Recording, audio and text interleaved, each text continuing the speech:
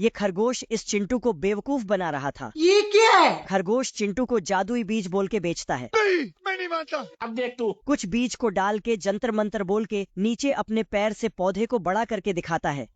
चिंटू इसे सच मान लेता है और जादुई बीज खरीद लेता है। फिर गड्ढे करके बीज को गड़ के बोलता है जंतर मंतर, लेकिन कुछ नहीं होता है। नहीं सारुण के यहाँ कुछ तो गड़बड़ है। तो गुस्से से उसमें कूदने लगता है। तभी पौधे निकल आता है। साला चिंटू का गुस्सा काम में आ गया। पौधा बहुत बड़ा हो गया आसमान तक। पौधे से लिफ्ट निकलता है और फिर चिंटू को उसमें धकेल के ऊपर ले जाता है। फिर लिफ्ट से इसे स्वर्ग लोक में फेंक देता है। और मैं आसमान की ऊंचाई। चिंटू बहुत छोटा है इसलिए दरवाजे को खोल नहीं पाता है, तो साला दरवाजे में दरवाजा बनाकर अंदर चला जाता है मुझसे कोई स्मार्ट? अंदर आके देखता कि यहाँ एक आदमी घोड़े बेच के सो रहा है। साले को छोड़ूंगा नहीं। उठ जा। चिंटू इस कान में घुसता और उस कान से बाहर आता है, लेकिन फिर भी ये नहीं जागता है। चिंटू आदमी का आँख खोलता तो उसमें एक सुंदर लड़की निकलता। क्या माल है यार। तो चिंटू एक दो चांस लेने चला जाता है, लेकिन मार खा के आ जाता है। हे प्रभु। आदमी का जीप पकड़ के उसमें नमक तीखा मिर्ची डाल देता है और जिससे आदमी का बैंड बच जाता है। बाप रे। चिंटू उस पे पानी से मारता है।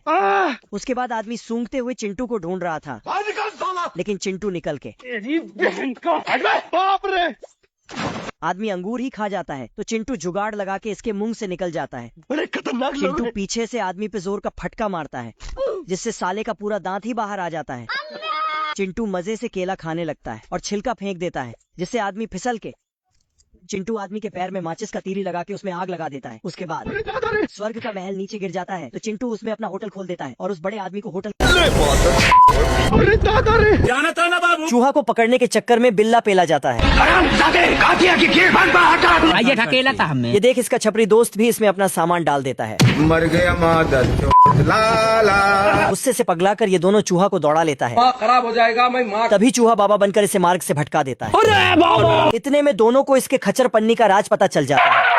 अंगेन घात्रम। रोम रोम भाइयों। पर साला ये चूहा तो पीछे से इन दोनों का वही चीज बांध देता है। अब मिलता ही नहीं है, पता नहीं कहाँ है। Okay thank you. तभी ये दोनों इसे पकड़ने के चक्कर में पेला जाता है। नहीं यार उतना ज्यादा।